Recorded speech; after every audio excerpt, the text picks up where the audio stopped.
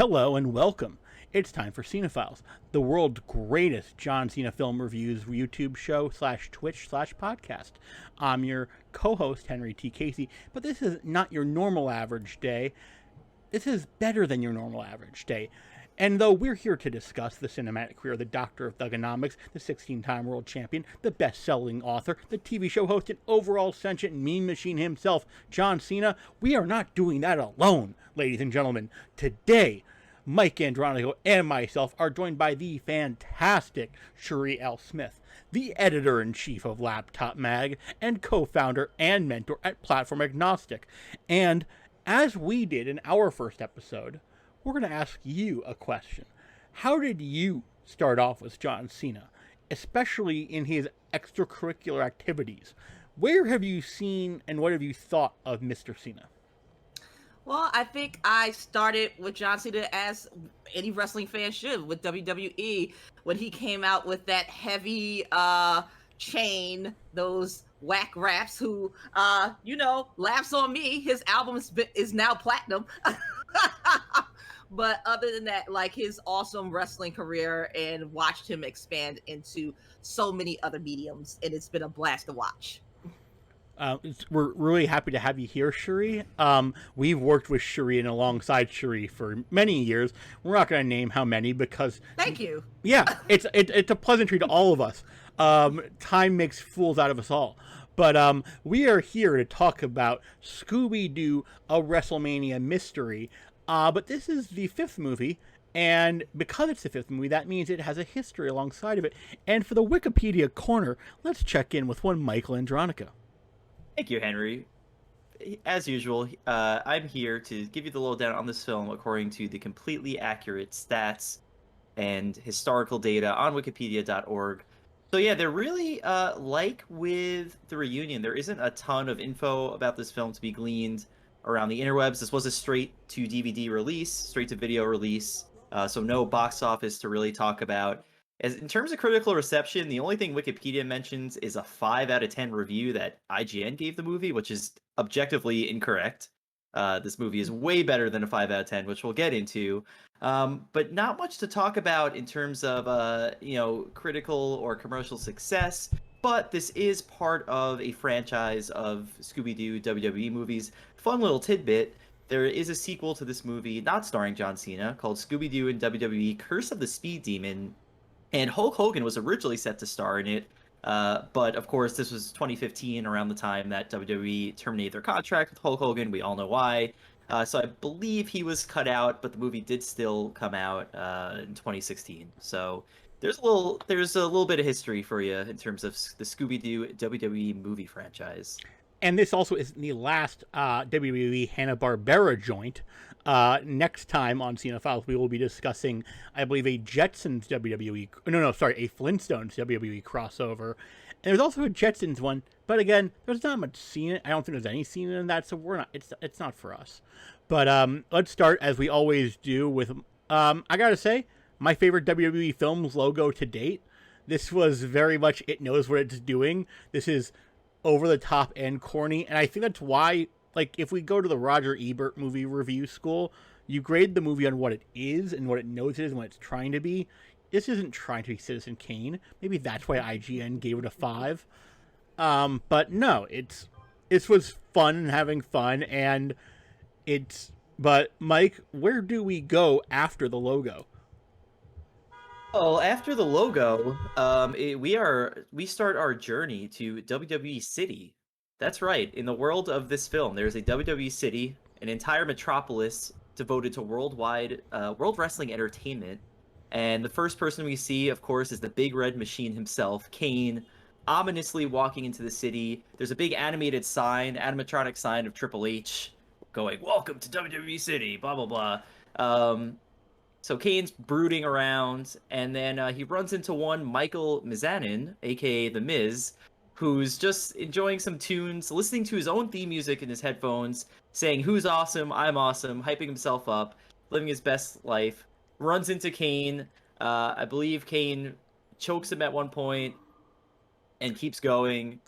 And eventually, just when things seem like they're gonna die down, Miz gets attacked by a very ominous, scary-looking bear, knocked into his heart boxers, down to his skivvies, and that's what kicks off this very strange cartoon adventure in the world of Scooby-Doo. And I'm pretty sure it happened to Miz at some point. Like, the thing about this movie is all of the characters are played for who they are. Like, it's really on point.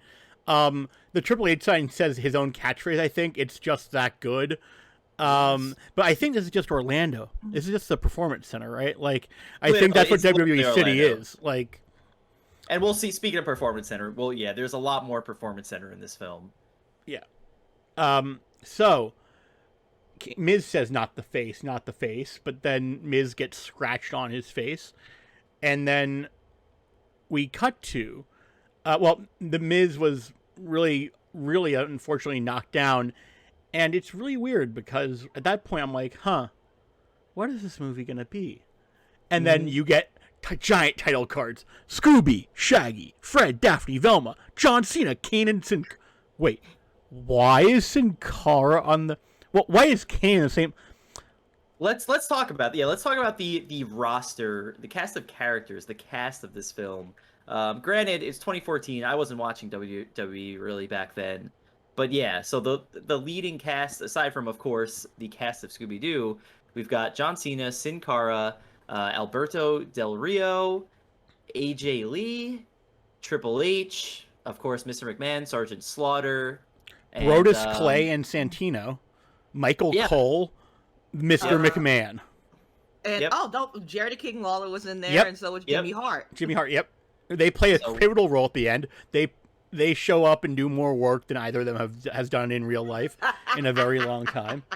But Sherri, when you started this movie, you're like, were you feeling it? How did you respond to this opening cavalcade of insanity? Well, this is my second time watching it because I am a huge Kadult for life, and I watch cartoons like this all the time. So, like, when you said this, I'm like, this sounds vaguely familiar. Then when I queued up, I'm like, oh, I remember this. I'm watching it again. God, I guess this is since it first came out. It's weird. It's like such a nostalgia bomb, but it's also like, oh dear God, the writing on this, it's one of those movies where you have to turn your brain off and just let it go. Yeah, that's exactly the truth, because we jump to Shaggy and Scooby playing video games, and they're not using controllers, and this is where I don't turn my brain off, because I'm looking around the room for a Kinect or something that could have motion controls. That's literally my notes. Yeah, this movie has an incredible interpretation of what a video game is. And I also said there must have been a Kinect in my notes because, Shaggy and Scooby are playing some sort of wrestling video game, but it's this hybrid of real-life roleplay and on-screen video gaming because you got Shaggy dressed as John Cena, Scooby-Doo dressed as Sin Cara, which is a sentence I never thought I'd say. And they're basically wrestling in their living room, and what they're doing in real life is translating to the game, which is well ahead of anything we even have now. Well, it's Dance Dance Revolution meets, like, motion capture. Yeah, maybe the PS6 will have this level of immersion, but yeah, so they're they're playing this wrestling video game, and I forget who gets the pin. Scooby gets the pin. Yeah. What happens? Not just Scooby doesn't just get the pin. Sin Cara pins John Cena in this game, and I am rarely going to argue about kayfabe in this movie. But no, not in my lifetime or anybody else's lifetime is that sentence ever going to become true. At least John Cena didn't tap out. That would be the most egregious thing that they could do. Yes. But they get a perfect score, and it unlocks a message from Vince McMahon. But before that, they are challenged by the game to do the victory dance.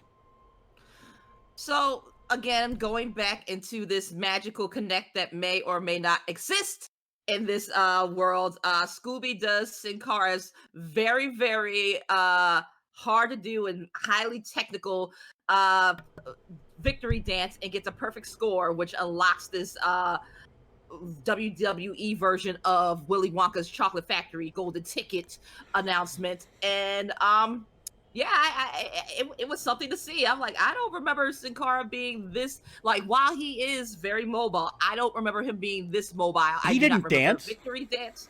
I mean, but needless to say, I guess they had to let him do something because he does not talk in this movie. He is basically Snake Eyes, and I just don't get it. Or like Harpo Marx. Like there's a gimmick going Yeah. on here that's pretty high up. But I just love the idea of like you're playing a wrestling video game so well that Vince McMahon shows up on your screen and invites you to WrestleMania and says you're winning, or invites you to WWE City for WrestleMania weekend, and so that sets us up for the next scene. So they win a trip to WWE City, and now the gang's all together. So Shaggy, Scooby, Fred, Daphne, Velma, they're all at the diner hanging out, doing what they do. Shaggy's telling the whole gang about it. And they're not really, the rest of the crew is not very into this idea. What I appreciate about this is that for once Shaggy and Scooby get some reparations for everything that they've gone through, because immediately the gang is like, no, we're not doing this, and they're like, the hell you are, and they come out with receipts, just pictures and stacks of pictures of the horrible things they've had to do as bait. One of them, they shave poor Scooby naked, to which Scooby is like, the hair hasn't grown back in some places, and apparently somebody tried to milk Scooby at one time. Like, bruh. So like, I appreciate that Shag and Scoob stood up for themselves this one time. And Daphne and Fred weren't that judgmental, but no, sorry, Velma and Fred weren't that judgmental at first, but Daphne went full Caitlin McGarry, for those of you who know, and was completely like side-eyeing the crap out of them, really. But she goes, after Shaggy and Scooby plead their case, okay, we'll go to WrestleMania, which I could just hear like 3 people I know saying that out loud, Caitlin being one of them. But then they're off. And if you're going to travel with Shaggy and Scooby, what would you not rely on them to do? Pack the luggage. You're right, Shriek. Unlike you, Daphne, Fred, and Velma don't make that mistake. Don't think that far ahead. And Shaggy and Scooby only brought food. And of it's course, like, them being the stoners they are, which. Oh, this brings up an interesting point. I put a survey out on Twitter yesterday to see what people thought a Scooby snack actually is. The results, the options were vanilla wafers, dog food, edibles, or cookies. Of course, edibles won with 63% of the vote. I mean, all food is edible. You can eat it. Yes, but I used a capital E, Mike. Nobody, you could. I'm not familiar, but anyway, so they, of course, Scooby Shaggy only pack snacks. There's some great self-aware humor in there. They're like, oh well, we all wear the same outfits every day anyway, which is a very fourth wall. Like, there's a great shot of like Velma sniffing her sweater. So they're on this trip to WWE City, no luggage, lots of food though. We get to WC, we see the destroyed Triple H sign. Then they get into a bit of an accident because there's a raccoon, and they swerve over it, and now they're on the side of the road. So we've already gotten swerved once in this movie, and we're going to get swerved again. Oh boy. But then we meet our new characters. First of all, the man driving the car, his name is Cookie. John Cena, of course, is the one who introduces Cookie, because John Cena just happens to be running alongside a truck at God knows when at night. And Cookie's nephew is Ruben. Cookie's got a leg brace on that looks very Stone Cold Steve Austin during the Attitude Era. Ruben is a big, meaty man who probably is looking to slap meat. And Meat to meat. And Ruben greets the gang with a very friendly hi. And it seems like everything is going to go wrong because Daphne's worried, and she goes, what is he going to do? Because she's looking at what is John Cena going to do? He's pull our car out of the ditch? And Mike, John Cena does exactly that. He pulls, but he does it in the most thirst trappiest fashion ever, because he's jogging and he has this hoodie on, and he takes it off real slow. The camera pans up into Daphne's delight, and the moon comes out and it beams down on John's rippling muscles as he indeed pulls the mystery machine out of the ditch. And he's glistening with like sweat and or baby oil, like Randy Orton practically. And I love that they're so Daphne's having her own fantasy. You see like her and John like together in her thought bubble, and then Shaggy and Scooby are having their own fantasy where they're just hanging out with John Cena and they're just as jacked as him, which is an incredible moment. They're on a mountain of burgers. I freeze framed it. Their dream is a mountain of burgers, and Daphne is like wrapping her arm around John's leg, and it's a volcano behind them. Pure, whatever you want to call it, romantic novel cover. And then Daphne says one of my favorite lines in the entire movie. I didn't know WWE superstars were so hot, strong. I mean strong. I love sure it. You did. Of course, one of many moments where Daphne is, caught off guard by John Cena. Who wouldn't be? As we would be too. Then a bunch of stuff happens, and Scooby ends up chasing the raccoon into the woods, and I think that's how Shaggy and Scoob get separated from the group. And they run into this old man. I don't know if we ever get his name. Bayard, Bayard. Yes. But it doesn't really matter. I think he just feels like the ghost of Jake the Snake Roberts to me. Yeah, they just had a good Dark Side of the Ring on that guy. Yeah. So Bayard's there. He's the old kind of cynical old man with his shotgun, and he's very upset. Apparently, according to him, there is a beast named WWE City that's eating up their land. That's what he thinks the beast is. Something's going wrong. Something's destroying the nature. He's not happy about it. And then it's very they just go into WWE City, right? Yeah. John offers them VIP seats at their live event at a house show. But it's also, you see a bunch of different buildings yes. I wrote down as many as I could. Hotel Sleeper Hold, Hotel WWE Superstar, 3-star Best Wrestler Hotel, the Tap Out Diner, Royal Rumble Ribs, Mr. McMahon Waffle House, and Tombstone Tacos, which has the Undertaker's hat on top of it. That's Tombstone Tacos is definitely my favorite of those. I wouldn't associate Mr. McMahon with a Waffle House. That seems really weird to me. Like, I do. If you've ever been to a Waffle House, like poorly paid employees churning out a product that everyone loves, but maybe shouldn't because the workers are being exploited a teeny tiny bit. No, that's accurate. Oh yeah, you just reminded me. I mean, I knew I went to a Waffle House, but you're right, it does fit all in. I went when I was at Bonner. I hitchhiked that weekend. It was weird. But we get to the WWE arena now, and it's basically what I think how the WWE sees the Thunderdome. Like, it's a very glistening, polished, shiny, but with a bunch of fans who are really active, and like there are these 3 guys who jump up and down with WWE painted on their chests. And we meet a bunch of superstars, including Brodus Clay. And then a close-up on Santino's ass. And he's walking around and does the Cobra thing, but doesn't yell Cobra. And I'm just like, huh? And Triple H growls. And did anybody catch who AJ Lee was beating up? Because AJ Lee... I just thought it was some jobber. Because, It was a jobber who looked like they were in Chun-Li gear. Like, I was staring like, that's supposed to be... What? But it looks like we're about to get Sin Cara versus John Cena again. But no, they're tag team against The Big Show and Alberto Del Rio.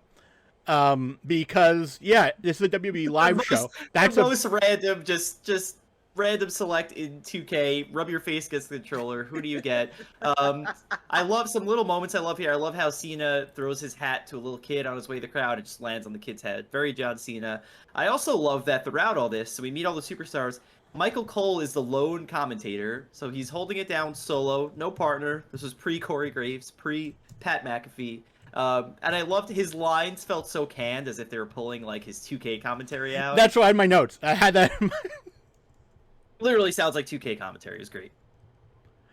But it's like, it's just weird 2K commentary as well, because like it's okay, so Michael Cole's table gets broken. Of course, it's a table spot. But then the Big Show comes back with an actual picnic table as a weapon. That was incredible. Yeah, that was the highlight of that match for me. Definitely, I don't think that's ever happened in a proper WWE match. And I don't know where he got it, but Show does indeed whack John Cena pretty hard with a picnic table. It's Velma makes a comment about it. She's like, I don't see anything in the rules about the use of furniture, which I thought was great. I want to know where Velma found the rule book. Like, did she like order the PDF off of Amazon or something? Like how? But but Fred goes, "It's a show, Velma," which is basically saying you mark. But then we get Daphne, the extremely horny element of the movie. For those who remember previous editions, the role of Luli tonight will be played by Daphne, and then she's cheerleading John Cena from the front row, and Cena wins. LOL. I believe he hits off the top. He hits an attitude adjustment off the top rope. Yes. And Cole is just commentating on the floor because his table's gone. And then enter Mr. McMahon At a house show. I'll let it go. But the WWE spear belt comes down from the rafters in what looks to be Magneto's prison from X-Men movies. Like, and Vince says the first lie of the movie. The belt represents The belt represents honor, respect, hard work, and dedication. The very soul of the WWE. Not lately, at least. This was before a lot of layoffs. So there are some layoffs that are adjacent to this movie, and we'll get to those later. But it turns out the Kane that we saw earlier may have been champ, but his match was overturned. So now, as has happened in WWE history, Vacant is the WWE champ. Our favorite champion, Vacant, is back holding the belt. And this turns out to be a house show right before WrestleMania. And at some point, Daphne got John Cena's phone number when she gave him her email address, probably her social security, probably her mother's maiden name. And then Sin Cara has a convertible. Mike? Yep. Sherri, can either of you explain this to me? I think honestly, I think it's part of that tie into that Wacky Racers movie we're talking about, because it's a muscle car, but it's also a but it's like a really tricked out muscle car. It's his pride and joy. He's giving the kids a ride as he's giving them a ride to where they're going to be staying. You see Sergeant Slaughter jogging with a couple of stars, and Scoob and Shaggy are of course starstruck. They see Jerry the King Lawler with Jimmy Hart, and none of these people have lines. They're just there to just, hey, if you didn't know, this is a WWE movie. It's a WWE movie. Yeah, just a lot of name drops, a lot of, hey, I know that superstar. I know that superstar. I love that so again, as we alluded to before, this is basically the performance center. It's where all the superstars are training. I love that the training ring has the SmackDown fist, which I guess was still a thing in 2014. I don't know. I wasn't around then. But Triple H is just beating up some jobber there, and they get to meet him. And yeah, it's a wholesome scene. We find out that Ruben is upset because Cookie won't let him train. He's worried about Ruben becoming hurt the way that he has. So some important character development that will come into play later. And he pushes, because Ruben's nickname is Ruby for some reason. It's like, computers, you're a computer genius, focus on that. And this Ruby, the big hulk of a man that he is like, I don't want to do that shit. I want to wrestle. And he's like a jacked dude. Like, Ruben is also like very likable and like affable and a little over enthusiastic, that we'll see later. And Ruben, at this point, is also wrestling Triple H, and he reverses him, and Triple H is like, good job, Ruben. And Cookie doesn't seem too happy about it. And then we find out that the Scooby Gang, is staying in the cabins, which kind of look like jails. The aesthetic here is very, You would think they'd have better accommodations in Orlando. It's Orlando. From the Twitch streams that from the Uno live streams that Up Down Down has, I'm pretty sure Tyler Breeze has a pretty great house, but I'm not sure about the rest of them. But the thing is, Velma is analyzing why Ruben is so likable, and she breaks down his character and his motivation. And I think Velma can tell what makes a good babyface better than WWE can lately. So I'm pretty impressed by that. But Fred says, maybe WWE is something you can't scientifically explain. And I think they're onto something there. But Scooby and Shaggy are really happy because there's all-you-can-eat food. And they just talk, and maybe that's just a joke about catering. But we cut to nighttime. Fred's on the couch asleep, but Scooby has a nightmare. What's up with Scooby's nightmare? So Scooby sees this light flashing, and he goes to check it out, and like we just see his pupils dilate as much as you can in a Hanna-Barbera film or any animation, because they rarely have anything but black dots for eyes. And everything goes kind of dark for Scooby. And next thing we see him, it's morning, and the head of security, this rigid lady named Denise Richards, comes in and accuses Scoob of stealing the precious WWE Championship belt, which is made of gold and precious diamond. I mean, huge if true. But Scooby cuts a promo in his dream. He's fighting monsters that are food. It's all sorts of weird. Yeah. The soda and pizza and hot dogs all become wrestlers in Scooby's dream. And he's like, it's all sorts of weird. And like, he's biting the giant sandwich being, and then when he wakes up, he's actually fighting the bear. And that just reminded me of the Clerks the animated show. Who's driving the car? Bear is driving the car kind of moment. Like, Yep. And at some point, Miz is there in his like, and we realize that Miz is still like a full body cast. He's and he jacked goes, up, really? yeah. Really? And of course, this is the moment where I just start laughing, and I can't stop laughing because the wrestlers all show up to save Scooby and Shaggy, but they're all in their gear still.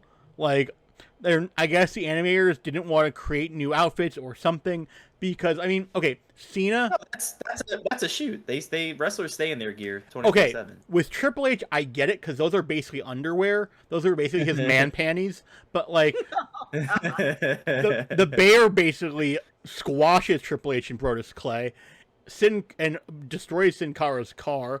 We could assume he cries, but Sin Cara is a mute in this movie, as we've said. Mm-hmm. And then Cookie, after the bear is like basically the bear leaves, Cookie argues that the monster has returned from the grave and its name is Vicious the Ghost Bear. And of course, Fred never saw danger he didn't want to get in trouble with. Says, this sounds like a mystery we got to solve. Yep, and we also see kind of Kane lurking in the shadows, so something's up. Like, I kept thinking, okay, Kane's going to know what's going on. He's going to reveal it. Spoiler alert, he doesn't. Kane's a selfish SOB, whatever. But then we found out there was a history of bear attacks. They even attacked the WWE video game studio, which explains the quality of WWE 2K20. But Cookie says it's a ghost bear. And somebody, I think it was probably Fred or Velma, says, let's try to remain calm, because they're trying to bring logic to it all. And Cena offers his help. And Daphne's like, yes, and jumps to the front of the line. Yep. And then, so Cena's like, I know somebody who can help us. And he brings him to the roof to meet up with Sin Cara. How does that go? And I mean, dramatically, because Shaggy, the gang immediately asks, why are we doing this on the roof at sunset? To which John Cena replies, because Sin Cara likes drama. He likes dramatics. And at which point, Sin Cara is supposed to be relaying the legend of the Ghost Bear to everyone, giving us some nice exposition. But since he is mute, John Cena says that luckily I speak luchador, masked luchador, yep. He says, and I will interpret as to best of my ability, which Sin Cara then leaps into interpretive dance, and we get the legend of the Ghost Bear, who apparently was a real life bear in a traveling circus that was taking on all challengers until Sin Cara Grande, Sin Cara's great-great-grandfather, defeated the bear, and to which the bear, being a sore loser, went on a rampage, only to be stopped by Sin Cara Grande, but not before he incurred a career-ending injury. He bit him on the leg, and I saw the image of it happen, and immediately I thought, wait, is Cookie actually Sin Cara Grande? Because like Cookie's leg injury is the same spot. But yeah, it feels like something's up with Cookie. But and then John Cena says, Sin Cara believes the spirit of the beast has been stirred by Wrestlemania itself. which I believe that's why Brock Lesnar keeps coming back for money. And then we go back to the diner where Triple H, AJ, Brodus Clay, and The Miz are all dining together for the first and last time ever in history. And yes. Triple H, I believe in a reference to DX and how they used to have spray ketchup and mustard at people when Hornswoggle was with them. Triple H sprays his plate with both condiments, and then all the condiments rip up in the air. So is he just obsessed with having things like froth around in the air? Like the spit and that? Okay, choice of phrasing, yeah. Yeah, so it's all about the burgers and how you eat them. But yeah, so our WWE crew, Triple H wants his revenge. He wants to go find the bear. Miz is still very injured. He's like, I don't know about this guy. This guy's. Shaggy and Scooby are walking around with towers of pizza boxes. They just got, and then John Cena makes a comment like, "That's a lot of pizza." They're like, "Oh, this is just a late night snack." Again, the two biggest stoners in the cartoon universe. John Cena makes a great comment like, "Oh, if your guys' appetites was as big as your Henry, you probably will know it better than I do." No, you have it. I don't have it written down, but I remembered it. I'm like, please, somebody have written it. If your guys' appetites was as good as your wrestling skills, like you'd be pros by now. Something along those lines. If your appetites were as big as your muscles, I think might be it. Yeah, but then Scooby has I think I learned my dietary habits from Scooby and Shaggy, because later in the house, Shaggy says to Fred, "The faster we eat, the faster we'll fall asleep." And then you see Shaggy and Scooby pot-bellied and snoring, and I'm just like, okay, that was me yesterday. Pot-bellied is accurate, yeah. And then we get another Scooby dream where he's staring at the moon. This one's a little less dramatic, I think.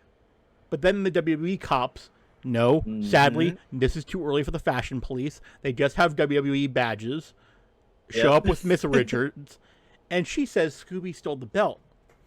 And lo and behold, the belt's around Scooby's waist, and he tries to cover up. What? And there's security footage that shows Scooby stealing the belt, but of course, our magical mystery crew, these are pro detectives. They know something's up. They know Scooby's been framed. So they figured out what actually happened. He was somehow hypnotically programmed to steal the belt. Ruben says that somehow the video game hypnotized him and did it. Which, again, this movie's interpretation of how video games works is very funny, but bookmark that one fact because it will come into play later. But yeah, so he stole the belt. According to WWE, Scooby stole the belt, so him and Shaggy are going to WWE jail. But fortunately, there's a clause here. WWE city law says that anyone accused of a crime can compete in the ring to win their freedom. But much like in real life, you want to get out, you get in the ring. Unless you actually want to be released from your contract with WWE, and then you never go in the ring, that's a different story. There's no getting out, but I believe it's I think it was Vince who says, "I have the power to give you that chance." And fortunately, I happen to have a wrestler who's looking for a match. And who would that wrestler be, guys? It's gotta be Kane! It is the Big Red Monster himself, Mr. Tegan Knox, Glenn Jacobs, Kane himself. So there you go. The old Vince McMahon screw job. Yep. I mean, it was almost Teddy Long-esque, because it's like one-on-one with Kane, not The Undertaker. Kane? Okay. But yeah, but then, like, they're watching the video, and, like, at one point, Brodus Clay looks at the videotape because Velma casts with her tablet. She has somehow hacked into the WWE Titantron, and she can cast the video to the big screen. And Brodus Clay goes, "Oh, thank you, Mike, for the sub." Brodus goes, "That's a Funkadactyl move." And it's like, yes, Cameron and Naomi should have been in this movie, and not you, Brodus. But Velma, and then, like, Vince says, "I'm a guy who likes to look at the facts." Again, that's also a lie. Ask Aleister Black, Tommy effing End. But Kane says, "I want another shot at the title. It looks like I gotta go through you two to get it. I accept the challenge." And I'm just wondering, in what universe is fighting a scraggly, lean stoner and his dog a number one contenders match for a title? Spike Dudley? This is WWE. We've seen crazier things. Jack Gallagher, that one, the dude with one leg. I was gonna go Zach Gowen and Zach Gowen. Yeah. Dear God, thank you. No, the other one, yeah, it's very fun. This, all this is entertaining, but Cookie decides he wants to help train them, except that he doesn't. AJ Lee just trains them. In a little bit of backstory here, she does the flirting and then angry within multiple seconds of each other gimmick, which was later revealed to possibly be a rib about her actual bipolar condition. Or at least something that she was. No. AJ was never comfortable with this because of her mental health. Her book, Crazy is My Superpower, because on WWE TV, AJ Lee's she's crazy. And it was definitely that whole WWE women be crazy nonsense. And Right. AJ Lee says never underestimate a diva. And this is when I remembered that AJ Lee's song still slaps. AJ Lee's This is when I remember that WWE used to call their women wrestlers divas. AJ Lee wore that belt for a very long amount of time. I once told a kid at WrestleMania 30 that AJ was going to win the Battle Royal that she had no chance to. And he didn't believe me, and she did. So I'm smarter than a fifth grader. But while this is all happening, Ruben is angry, or at least he's upset. He talks to Daphne because my dad's he doesn't want to train me, but he's helping them. And yeah, we learn about Ruben a little bit more here. Mike, what is Ruben's gimmick? So he has an incredible gimmick. He goes by the Bone Bender, and he's a very DIY wrestler. He's not going to wait for WWE to sign him. He built his own gear. He put his own costume together using real bones that he ordered off the internet, which I don't know if Wish was around yet, but I would assume that's probably where he went. And when he says "wanna see" to Velma, to Daphne, she has no interest in seeing his real bones and spandex. And then Shaggy says AJ's like Kane with lipstick, and I'm pretty sure that they were in storyline, maybe a date at one point. So that's a weird callback. But then it's ghost hunting time, except Bayard is watching from above. Narratively to throw us off the trail, but he's got a shotgun, and he basically tries to murder them by shooting boulders that follow our heroes. Yes. So now there's a bit of an avalanche. Boulders are falling everywhere. Scooby-Doo's staying afloat by running on one, classic cartoon fashion. And here, my friends, is where we get to my absolute favorite part of this movie, because just when it looks like the boulder is about to hit our heroes, who comes and stops it?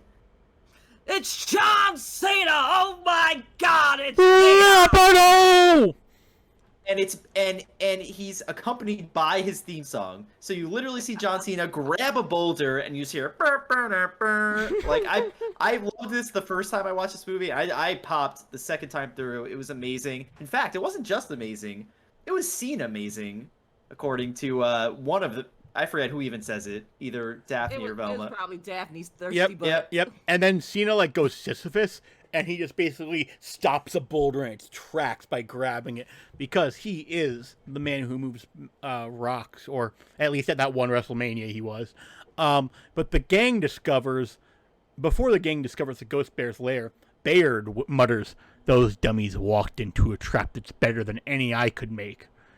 But before we go any further, let's go back to Daphne's thirstiness. Fred is being the ultimate hater, and rightfully so. Fred has been with Daphne for God knows how long, and she is risking it all. So Fred is like, how did he even know that we were out here? She's like, oh, I texted him, like, before we left. And yeah, so she is just she is in it to win it with John. No one knows how John feels about her. He's just riding it out. And it was well, she wishes she was riding it out, but thirst saves lives, okay? That's what we learned here. Thirst saves lives. And we discover the Ghost Bear's lair. And Daphne finds some books on hypnosis. And then John Cena, again, with dialogue that only John Cena could say. Mike, I could see a look in your eyes. You want this one? Oh God. So is this John Cena explained the EMP? Yeah, no. Yeah. Hey gang, check this out. It's schematics of an EMP. an EMP is an electromagnetic pulse. So, I mean, hearing John Cena break down an EMP is pretty incredible. He's not all muscle. He's got plenty of brains to match that brawn. He's learned. R.I.P. But then on a calendar, we actually see the letters R.I.P. because somebody on WrestleMania wrote R.I.P. WWE on WrestleMania Sunday and circled it with a red marker. And then out of nowhere, Vicious the Bear is here and knocks Cena into the cave wall. To which everybody runs and leaves Cena to die with the bear? Yes. Oh, sorry. And sorry to interrupt. It's John Cena says, someone thinks they could knock the lights out on Mania? Not on my watch. And then the bear attack happens. Continue. Yeah. Oh, no. It's not just that. This is okay, that was WWE foreshadowing WrestleMania 2020. They're going to foreshadow WrestleMania 2021 later on in the movie. Oh, yep. But, so Fred blinds Vicious by taking a flash photograph because while Daphne's horny for John Cena, Fred really, really likes his camera that he just got, which has like a night vision mode and everything. He's a gadget freak. He's like a couple of boomers I know. But then he's like, Fred fires a canister at Vicious because Fred is that's how experienced they are with fighting monsters. Fred knows how to like purposely aim and fire like a gas canister. But then the evidence gets destroyed that could have redeemed Scooby and Shaggy. But before we know it, we're back in the same room as John. So yeah, they left him there. And then the evidence goes, and then everything starts flooding. And while Daphne, Fred, and Velma float away on one of the tables from the lair, Velma goes, "Where are the boys?" And out flies into the air on like a 45-degree angle Shaggy and Scooby. And Shaggy's hands are wrapped around, yes, John Cena. Because Shaggy is now doing something that Daphne very much wants to do, riding John Cena. And Cena is snoring in the moment. And I was like, yeah, that's me. I feel seen right now, even though you can't see him. And then during this all fall, like, it's a very weird slow motion. The bear is jumping at them, and he breaks Fred's camera. Again, more evidence destroyed. And then they fall out of the gorge, and Cena wakes up once they fall, and he throws the bear when they're fighting. Daphne takes a photo of it on her cell phone because she can't not capture John's brilliance. Yep. And then even in the face of death. Yep. And then she yells out epic as she gets the photo, and to which Freddie is in the back mean mugging, hate. And it is what it is, I guess, Fred. Okay, just to pause here. So I'm not the biggest Scooby-Doo buff. So Fred and Daphne are generally canonically dating, right? Yes. Okay. Oh, so okay. That definitely that definitely explains why Fred's so upset all the time. I didn't know if it was just kind of an on and off kind of thing, a friends with benefits kind of thing. I had no idea. I always thought Fred was kind of ace. Nah, they're kind of together. Like Okay. they're like there's another one. I think it's Scooby-Doo Mystery Inc. Where something happened. They lost.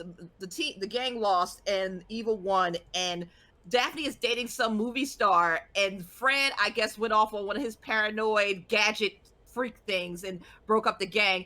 And like he's outside of this restaurant watching Daphne eat with this handsome movie star, and they come out and he reaches out to her, and she's like, and the dude's like, "Babe, do you know this guy?" She's like, "No, he's just some bum." It's clearly Fred. Damn. She clearly sees it's Fred, and she Wow. just steps over him like bum, stay in your bum ass place. I'm like, wow. I must have clicked the wrong link because the last Scooby-Doo movie I watched was very different story-wise. It's a series. Like I'll share it with you. Mystery Inc. is actually a very good Scooby-Doo series, as is 13 Ghosts of Scooby-Doo and a few others that are near and dear to my heart. I only watched like the special guest Scooby. I think I mostly watched like those like, oh, the Harlem Globetrotters are here this week. Oh, Don Knotts is here this week. That was my very entry level Scooby-Doo. Oh, like, there's a lot. The Monday Night Raw of Scooby-Doo. They were like, I think they were like an hour long each, maybe. I don't know. Yeah, like the Scooby-Doo and Friends, but like there are a bunch of really good series in the Scooby-Doo line that are worth watching. Especially What's New Scooby-Doo, not What's New Scooby-Doo, the one with their kids. I can't even remember it right now, but like tons. But that one is my favorite. She just stepped over my man's like, you're filthy. That's So incredible. So I she have to has a ask. history. Yeah, I have to ask Sherri. Scrappy, yes or no? There is a series where it's just Scooby, Scrappy, and Shaggy. I guess I like. I prefer Scooby Dumb than Scrappy, I guess, and maybe Scooby Dooby D. There's a bunch of them, like Scoobert. So the Dudleys, Scoobert, basically, they are the Dudleys. Scoobert has a lot of relatives, but out of like, if I have to pick, I'm gonna go with Scooby Dooby Dumb. Okay. This is a lot more Scooby-Doo lore than I realized existed. He is the John Cena of animation. Like, he has done everything. But the next morning, they're trying to convince Miss Richards about everything, and she says, "You can't cancel WrestleMania. That's like canceling Christmas and my career at that." Which was funny. It's especially prescient because we watched this movie for the first time pretty much months after COVID hit. It was like maybe May, so it was right after WrestleMania 2020 happened, and it felt way too on the nose. The WrestleMania that nobody acknowledges because WWE recycled the intro footage next year. Like, it was this. We watched this literally as WWE did just that. They put on a WrestleMania against all odds to an empty room in the wake of a deadly pandemic. So it was extremely eerie timing the first time we watched the scene. And very much in WWE form, when the gang argues for the safety of the public, that if there's a blackout, there could be public danger and people could go crazy. Richards doesn't care about the public safety. In other news, they're going to have more non-test. They won't be doing COVID screening or anything, I think, in Your House. But then Cookie encourages the canceling of.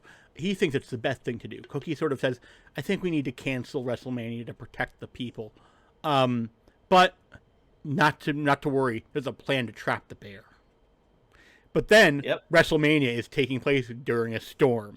So, yes, now we are jumping a year ahead in WrestleMania history to WrestleMania 2021, but there is nobody in a poncho, sadly. But, okay, I have to ask, aside from the WrestleMania ticket, there's a close-up of a WrestleMania ticket, how are we supposed to know this was WrestleMania?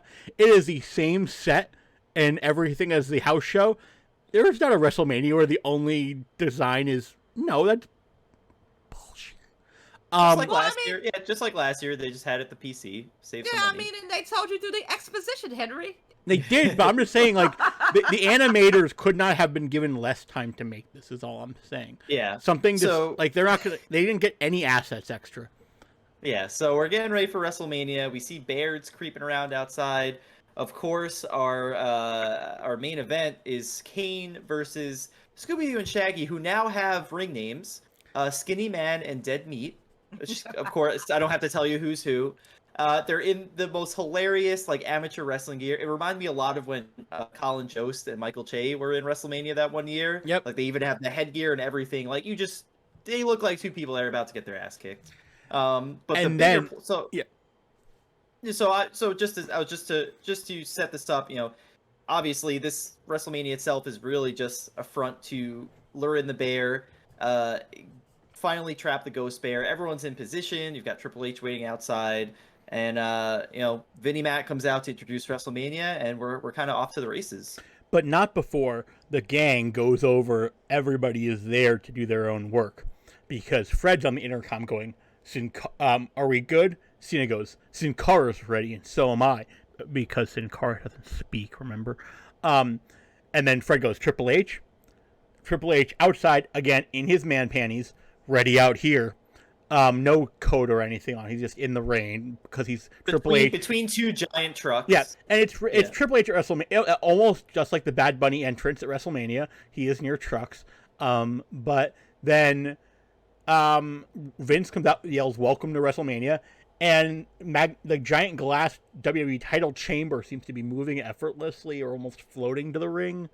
But the crowd is booing Shaggy and Scooby-Doo. And I don't think this is the main event. I think this is just the opening match or the dark match. Okay. And that's sort of because there's no exposition given to the crowd. Like, they're just like, oh, this is the local jobbers that Kane's gonna beat up. But then Cole, for some reason, has a spatula. Does anybody remember why Michael Cole has a spatula? No. I think he's like, they're cooked. And he slams a spatula. Yep, I think that's it, yeah. Either that or to keep anyone from smashing his table again. Although it's not going to be very useful against the Big Show. But yeah, the Kane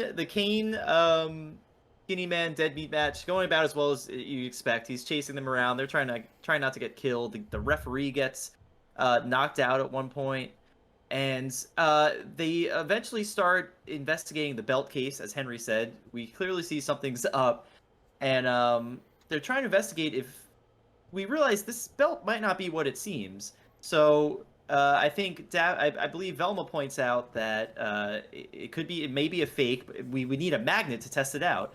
Who happens to have a magnet? Sin Cara. You know why? Because luchadors are always ready for anything. And John Cena helpfully exposites for us. Yeah. And yeah. how did Sin Cara hear that he needed a magnet? Like, Sin Cara, it turns out, has, like, the best hearing, like, he has sonar for hearing, basically. Like, it turns out not only is he mute, he's also Daredevil.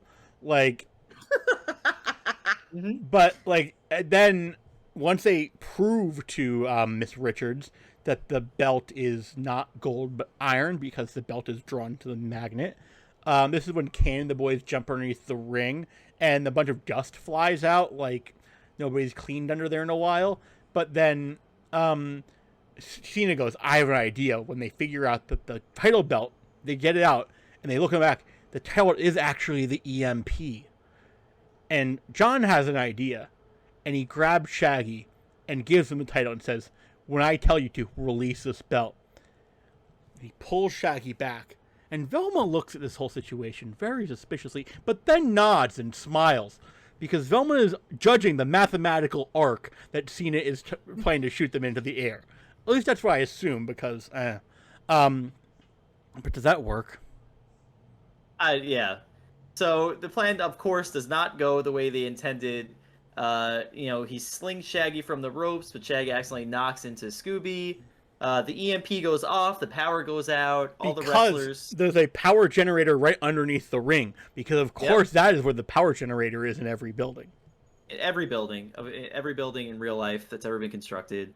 Kind of all the wrestlers come out, their fuses, they've got some emergency flame lighting, and Scooby and Kane, I think, are still going at it. In fact, I think it was, I don't know if it's Shaggy who says this, but he's like, it's just like the video game, and you actually see health bars appear. Scooby's trying to dodge Kane, so that whole chaos is happening. Meanwhile, it's madness outside the ring. Everyone's trying to get power back on, and I believe, sooner than later, the Ghost Bear himself arrives. He trashes Sin Cara Grande's memorial case, which is underneath a giant sign that says honor. And then the gang is prepared, and they basically have their own version of the Olympic torch lighting. They've all got, like, sparklers ready to set on the fuses. Mm-hmm. The Miz fumbles with his, but he snaps it onto the fuse just in time. And Brodus Clay says, Funkadelic. Because he has to. But yeah, so the bear is kind of wrecking shop, but we get a surprise assist from someone we haven't seen wrestle the whole movie. Who is it? Of course, the Bone Bender himself.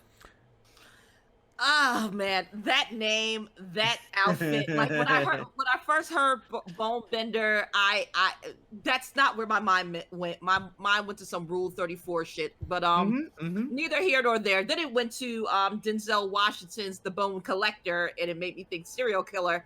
I got none of that. I got a poorly designed ring attire.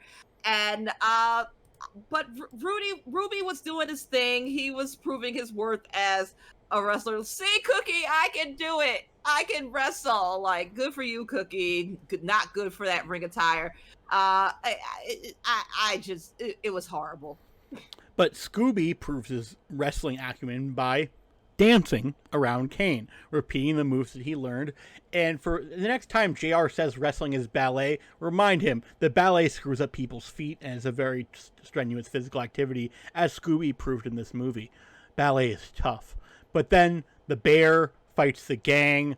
Triple H has Sergeant Slaughter and Jerry Lawler hit the generators, and it's all the pomp and circumstance of a regular Triple Mania entrance. Fred somehow hacked into the system, triggers the remote door locks that shut everybody in, so that everybody's now a captive. Not great PR. But then it's Bonebender versus Vicious, bones and all, and somebody yells, "Is that a bear?" And then another person yells, "Is that Ruben?" And then, Kane versus... And then Ruben doesn't really get the job done. He's still training. He's still getting his stuff together. But then now we get the dream match that we've all waited for. Kane versus Vicious in a cage. Monster versus monster. Michael Cole is like, how can he said something about being excited to watch this supernatural battle. I'm like, really, Michael? Like, where was Coach when we needed him? Where was JR? Anyone besides Michael Cole for this? I think they didn't. I think Mike might have been right to something. I think Mike was onto something. I think they just reused Cole's dialogue from like a 2K game and then had him record 3 extra lines to match it about like 100%. the character names. But then Cole yells, "Who will survive this paranormal? Yeah, who will survive this paranormal pandemonium?" Never let anybody tell you that Michael Cole's job isn't hard. Cena goes through the 5-knuckle shuffle. We think he wins, but the bear pops back up because the bear is no-selling John Cena. What does this world come to? Scooby wakes up Kane, fire from the turnbuckles, and they're fighting, and John yells, "Scooby-Doo, it's up to you!" Scooby from the top rope, 360 moonsault, and the most overplayed but rarely played moment in WWE, the ring collapse spot. Everything goes everywhere. Velma yells, "This is awesome!" She's such a mark already. She knows the lingo. And then that's basically kind of it, because they've now got the bear captured. We go over to do the reveal as is tradition in Scooby-Doo. And who's underneath the bear mask? Gasp! Horrors! It's not Denise like I thought it was. It was Cookie. It was Cookie because he was bitter because he didn't get his shot and he would never be champion. And he was forced to train other people to be champions while he himself would never get it, and denied his nephew the opportunity to become a champion in his own right. So he decided that he would destroy the thing that he once loved, or so Velma hypothesized. WWE was his life, but injury led to resentment and revenge. My favorite detail here, I just want to chime in quickly, is that this goes so deep that he literally like programmed the game and created the contest. Like there were some layers to this stuff. And he basically created this game to lead them to where they were now. But he had sent fake emails, are the words that Velma uses. Cookie sent fake emails inside the WWE to create the because when they asked Richards earlier about this marketing stunt to get this Wonka-esque ticket to WWE World, she says, "Oh, those little guys in marketing or publicity made it up." And it turns out it was Cookie who created this giveaway, and he pretended to be somebody else. So, Paul Wagon still probably would have seen through those emails, but you never know. These are jokes for the 7 people who will get them. But then Vince goes, because Vince cares about one thing and one thing only, "But where's the belt?" And Velma goes, "Elementary, my dear Mr. McMahon." And Cookie's been wearing the belt all along. Not sure why that's elementary, but okay. And then Vince says something that Vince has proven is not right. "Sorry, Cookie, but the championship belt isn't for cheaters, it's for champions."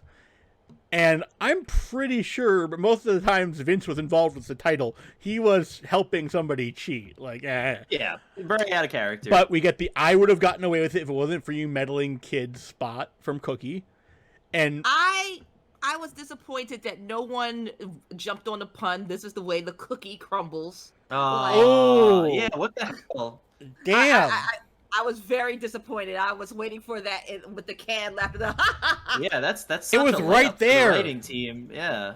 Brodus Clay goes, "You got the funk, son," and Much like another WWE movie that's on Netflix, the movie ends with the noble and generous WWE, because Ruben gets a contract to do whatever he wants, either work in computing or wrestling, because the dream of employment from WWE is the ultimate word all along, because independent contractors who can't do their own Twitch streams, really, that's great. But Vince also does something that I don't believe either. He believes he knows who the true champions are, who deserve the title belt. And Vince puts the title on Shaggy and Scooby? So Shaggy and Scooby are theoretically the WWE champions together, a tandem. The first ever dual champions to hold a single belt. I mean, wearing a belt that, according to Velma, could have supported Cookie in his criminal aspirations for the rest of his life, thanks to all the diamonds in it. Wow. golden jewels as well. Golden jewels. Language. But then Kane even offers them a handshake and a well done. But then everybody then chants Scooby-Doo, including Vince McMahon. And again, I draw the line somewhere. Vince McMahon would never chant the name Scooby-Doo. That's not how this works. Yep. And that's the end of the movie. We're rolling credits. I've got the movie playing on my tablet right here. But, as I said earlier, it's time to play a little Where Are They Now? The Miz and Triple H are still with the company. Santino Marella was forced to end his wrestling career due to a neck injury in 2014, and I believe is currently an agent at Impact Wrestling. He did have a quick appearance, I think, in the Royal Rumble 2020 as Santina. Santina right? in the Women's Royal Rumble, because WWE loves to show its own ass. AJ Lee would retire shortly after her husband, CM Punk, left the WWE. She stated that permanent damage to her cervical spine was the reason, and the fulfillment of her goals led to the decision. But the strained relationship she had with the company due to her husband's actions must have played a role. She went on to write a best-selling memoir, Crazy is My Superpower. Brodus Clay was let go in a 2014 annual firing batch, which also included Camacho, Kurt Hawkins, Evan Bourne, Yoshitatsu, Jinder Mahal, Drew McIntyre, Oksana, Teddy Long, and JTG. Wait, Henry, can you tell me what Brodus Clay is doing now? Well, he would later go on to be fired again from a Fox Nation show after sending a series of unwanted sexual text messages to co-host Britt McHenry. I didn't know that. Oh my god! I thought I was. I know. I thought the bit was just that he works for Fox Nation. Oh no, still got he got a show later on. I don't know how. Remember, this is Fox we're talking about here. Wow. What? I would see him in the I would see him in the commercials all the time for Fox Nation when watching SmackDown. SmackDown's on Fox. I was not aware of this newer development, but it adds up. Yeah. Sin Cara was. That's not funky at all. Nope, and that's sort of why I was like, seeing him in such a good light. Now, Sin Cara, now who goes by the name Cinta de Oro, was actually released from his contract by request. A rare thing in this company, even though they're independent contractors. His new name translates to Golden Ribbon. And then, of course, Alberto Del Rio is a giant scumbag who may be wrestling Andrade El Idolo in the near future, as was once reported, which really nobody wants, except for Del Rio, I guess. I know people who live stream Lucha Underground and put booing sound effects whenever he comes on screen. But that was Scooby-Doo Wrestlemania Mystery. And as we do in this show, we rate the films on a scale of Knuckles out of 5. And Sherri, for the record, the other movie on this list that you have seen, Legendary, earned a 1.5 Knuckles out of 5.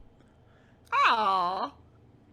I like that movie. I thought that was at least a full 2 Knuckles. It might get rounded up. We're gonna see, one of my ideas is eventually we look back over the list and we see, it's the whole gimmick from YouTubers where they do the S tier rankings and everything, and you go, wait, is this better than that? Is this better than that? And I think we might, because we don't have a 2 yet, it might get the 2 spot. There is, I I have one possibility of what might get the 2, but I do think, I mean, in order to know what a 2 is, we'll find out. But where would you give Scooby-Doo WrestleMania Mystery?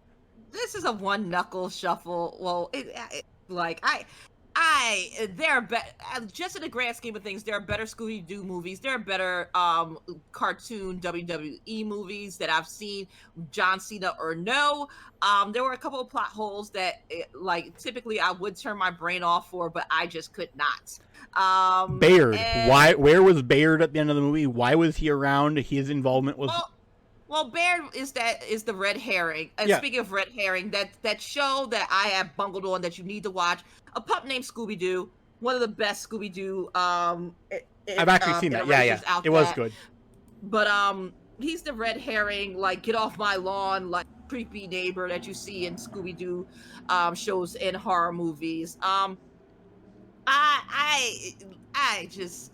And the voice work, like, I found it hard to believe that the actual wrestlers were doing what little voice work that they did. Everyone except The Miz sounded like themselves. Mm-hmm. Yeah. Cena pretty much sounded like himself, but I don't know. Animated John Cena looks so not like Weird. John Cena. Like, that's... I don't know. The only thing that's my only problem with it was just the John Cena animation looks just like they took a Ken doll and they put armbands on it. Like, it's...